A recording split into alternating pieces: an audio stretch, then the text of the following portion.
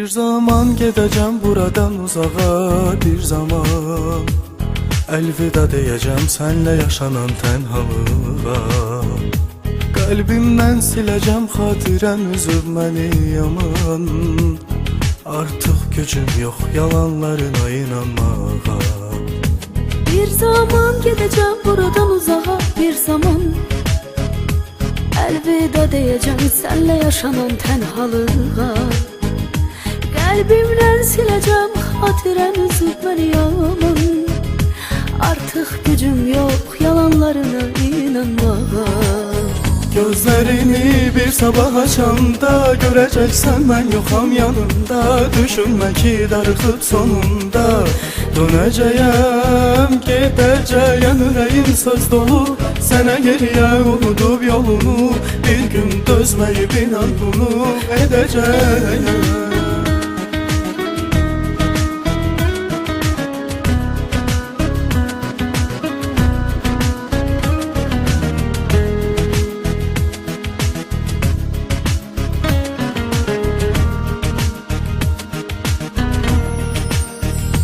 Sevənlər dünyanın xoşbəxti olurmuş deyirlər. Bunu söyləyənlər özləri heç vaxt sevməyiblər. Sevgini çoxları bədi filmdə görüblər. Sənin kimiləri ürəyi oyuncaq biliblər. Gözlerini bir sabah açanda göreceksen ben yoxam yanında.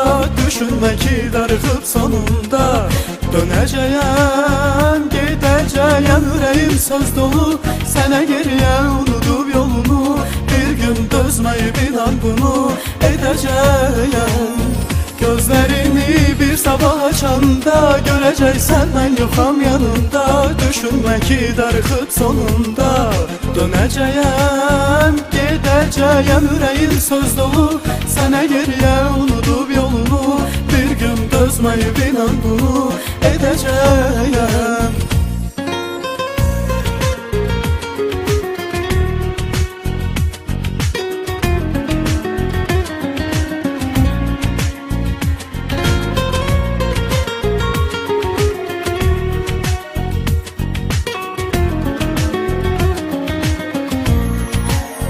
Gözlerini bir sabah açanda göreceksen ben yoxam yanında. Düşünme ki darıxıb sonunda dönəcəyəm, gedəcəyəm, ürəyim söz dolu sənə geriyə unudub yolunu. Bir gün dözməyib inan bunu edəcəyəm. Gözlerini bir sabah açanda göreceksen ben yoxam yanında. Düşünme ki darıxıb sonunda dönəcəyəm, gedəcəyəm, ürəyim söz dolu sənə geriyə unudub yolunu. Bir gün dözməyib inan bunu edəcəyəm.